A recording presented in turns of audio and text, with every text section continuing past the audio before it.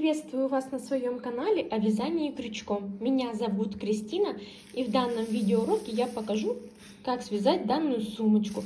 Она очень простая в вязании, справится даже новичок. В узоре нет ничего сложного. И также покажу, как сделать такую бахрому и как сделать, чтобы она была вот такой воздушной. Подписывайтесь на мой канал и ставьте лайки, это поможет в продвижении моего канала. Для вязания нам потребуется рафия испи 1 моток, крючок 3,5 мм и 1 маркер. Приступим к вязанию. Нам нужно набрать 12 воздушных петель.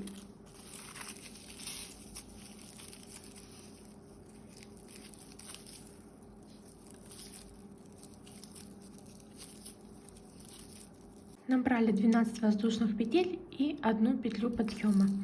Далее мы будем вязать середину косички. Так мы провязываем столбики без накида до конца ряда.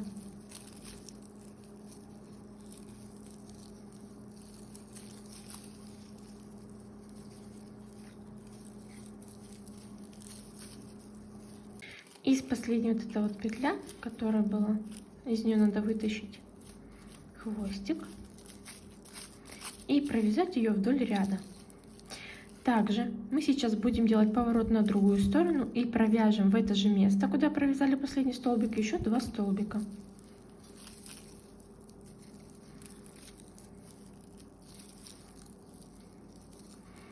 Далее вяжем вот следующая косичка.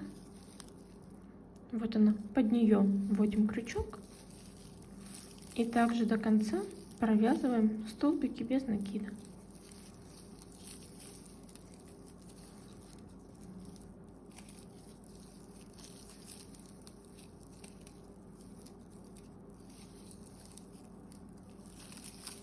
Также вот он наш последний столбик. Туда мы провязываем 1 столбик. Далее нам нужно пометить его маркером. Это наше начало ряда.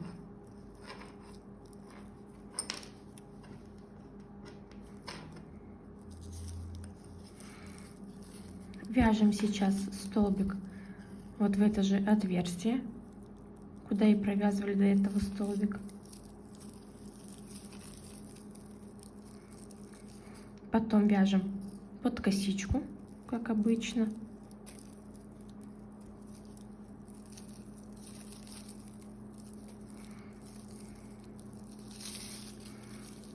Следующий мы вяжем. Вот у нас идет столбик. Нам нужно провязать под него. Вот прям под него заводим крючок, вытягиваем вот такую длинную петлю и провязываем. Далее вяжем под косичку.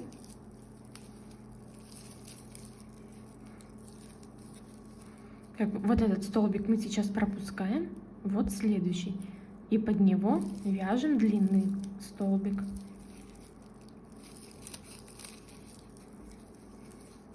Идем вот под косичку.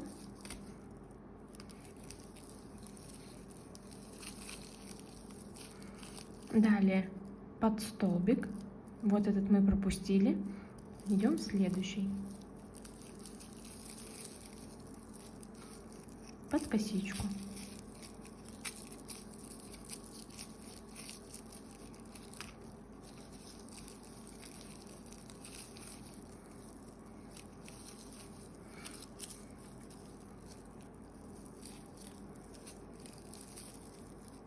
Также, чтобы у вас в этом узоре не было отверстий, я советую вот эта вот петля, которая сейчас у меня на крючке, не стоит ее вытягивать сильно. Вот как она есть на крючке, так вы ее оставляете и продолжаете вязать.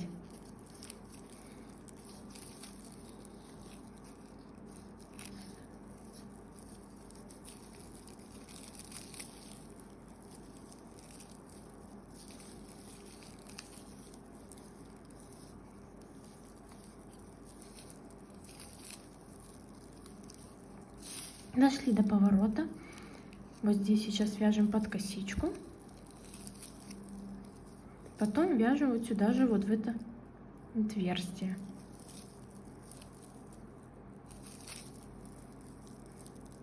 Потом вот она под косичку.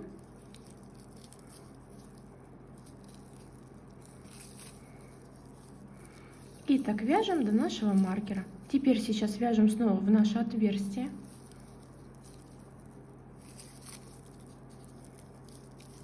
Потом под косичку.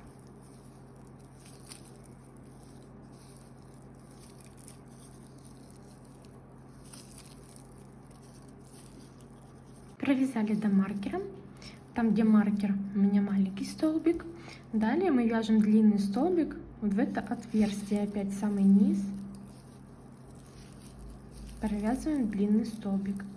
Следующий под косичку.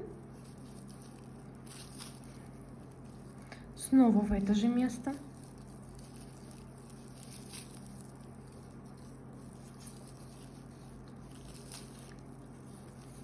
И снова длинный вяжем сюда же.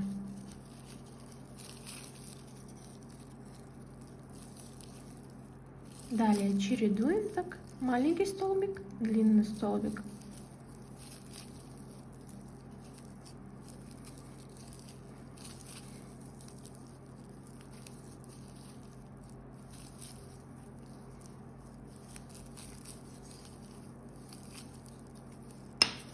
Подошли к нашему развороту. Также вяжем в отверстие сейчас. Все 3 столбика будут в это отверстие.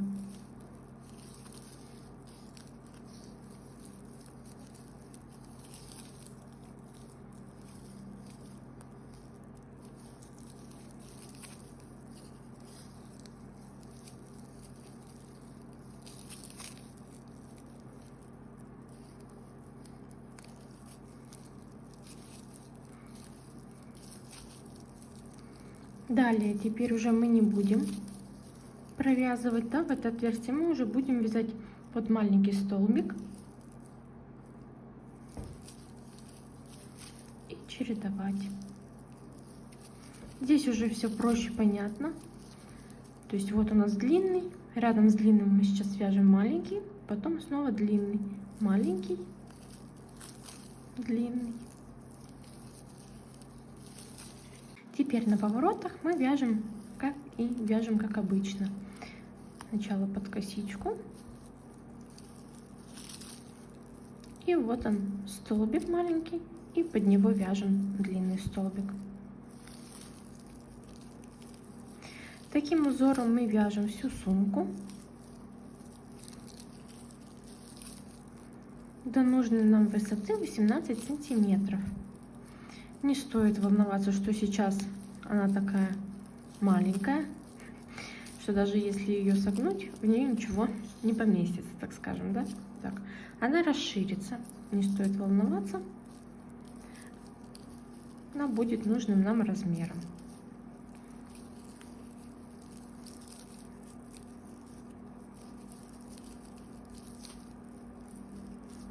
Уже не так много рядов провязав, сумочка начинает обретать свою форму. Она уже по нашему размеру, вы можете примерить сюда телефон, и он свободно входит сюда в чехле. Вот так вот она выглядит. И дальше мы продолжаем вязать до 18 сантиметров в высоту. Я провязала полностью сумочку. Теперь начинаем вязать наш ремешок. Смотрим, чтобы ручка была где-то вот здесь, вот сбоку начиналась, да? Тут же мы с этой стороны потом ее прикрепим. Вот он был мой последний столбик. Следующий, вот последующую косичку я провязываю соединительный полустолбик таким образом. И далее вяжу 213 воздушных петель. Обратите внимание на то, что я не вяжу их свободно. Вот как сейчас нить есть на крючке, я в нее и провязываю. Я не вытягиваю нить. Вот. Как она у меня на крючке остается, так я и продолжаю вязать. Вяжем 213 воздушных петель. Если вы можете сами отрегулировать, какой ремешок вам нужен, связав 213 воздушных петель, вы присоединяете его к другой стороне, одеваете сумочку, положите в нее телефон, тогда ремешок провиснет, и вам будет понятно, нужно ли вам еще распустить, либо вы хотите еще добавить петель к ручке. Таким образом, регулируя сами ремешок нужной вам длины. Провязали полностью ручку, теперь нужно ее прикрепить к противоположной стороне. Я вот так вот зажимаю сумочку, ложу ручку и смотрю, в какой столбик сейчас я буду провязывать столбик, чтобы сделать соединение. Вы делаете то же самое, где-то примерно вот он. И я провязываю в него соединительный столбик.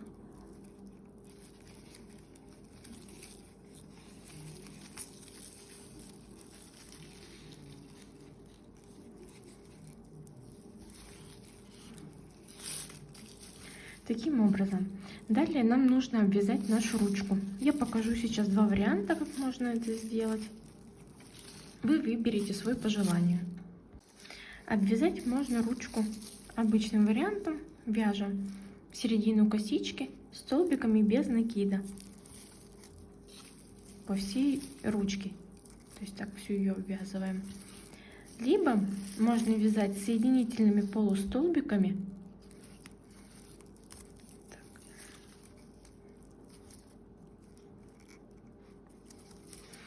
Соединительными полустолбиками вот разворачиваем, и тут вот сзади вот эти перемычки, и провязывать за них полустолбики. Вот таким образом. Вы выбираете свой вариант. Я буду обвязывать соединительными полустолбиками всю ручку. После того, как обвяжем ручку, нужно будет отпарить сумку и отпарить ручку. И также ручку вот так вот потянуть, чтобы она вытянулась.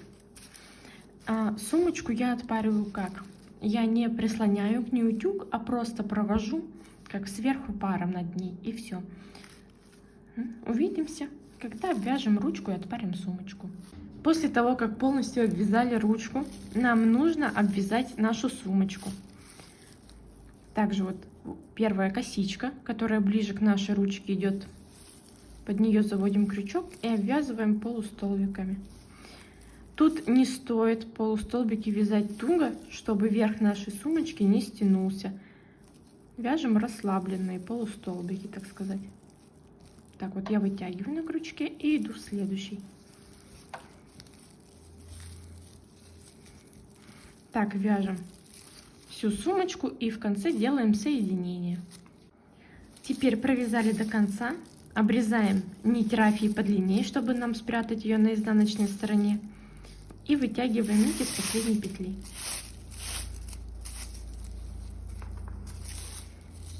Вот она, наша первая соединительная косичка была. Под нее заводим крючок и выводим нашу нить.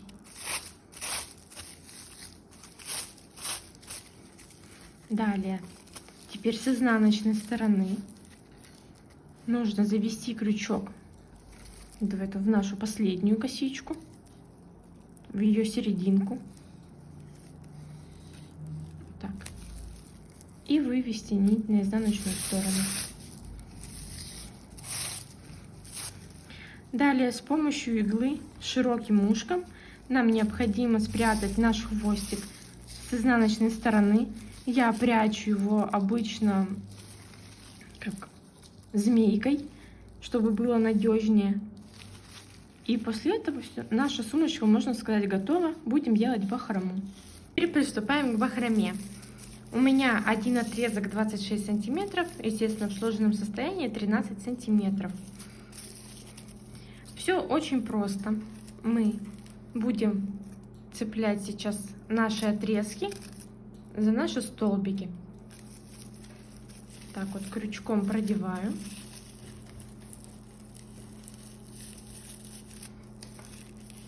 Выравниваю отрезки, чтобы все было ровно. Еще вот так подтягиваю тут. И просто так вот в круг продеваю. И затягиваю в узелочек. Вот таким образом. Так мы делаем по всей сумочке. Внизу я делаю бахрому по 2 отрезка. По бокам я беру по 3 отрезка. Вы можете сделать также по 2, как пожелаете нужным.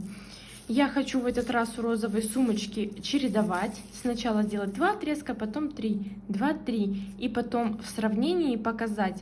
У меня есть другая сумочка, и по бокам у нее везде по 3 отрезка. Как это будет смотреться, и вы сможете выбрать свой вариант.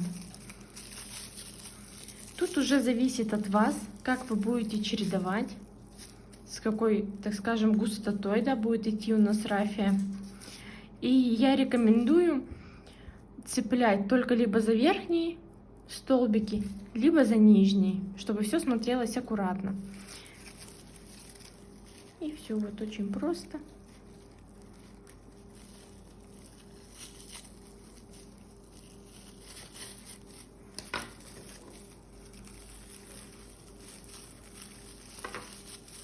Так вот продеваем и затягиваем. И также она легко распускается. Так вот. Под узелочек заходим и вытягиваем по одной штучке. У меня сейчас рафия, можно сказать, уже отпаренная, то есть я выпрямляла весь моток рафии, мне так комфортнее было вязать.